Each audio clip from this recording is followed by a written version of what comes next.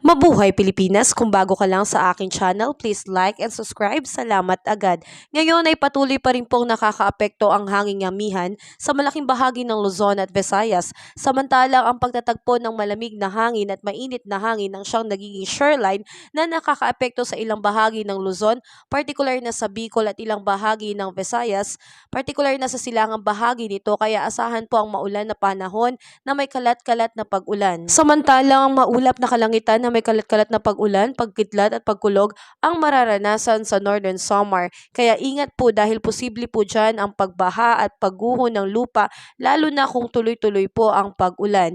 Magandang balita, wala pa rin po ang dalawang bagyo na inaasahan natin na pumasok ngayong buwan. Kaya wala pa tayong dapat na ipangamba. Ngunit sa ngayon pa lamang po yan. Ipagdasal po natin nawa ay hindi na po matuloy ang dalawang bagyo na ito. Sa ngayon ay patuloy pa rin pong nakababa ang gale warning signal sa northern and eastern coast of Catanduanes, ganun din sa northern and eastern Samar, kaya hindi po muna pinapayagang pumalaot ang maliliit na bangka dahil malakas po ang alon at mapapanganib po ito para sa ating mga mangingisda. Samantalang narito po ang ating 3-day outlook sa mga ilang cities ng ating bansa. Narito rin po ang mga posibleng temperatura in the next 3 days. Maraming salamat po sa panunood.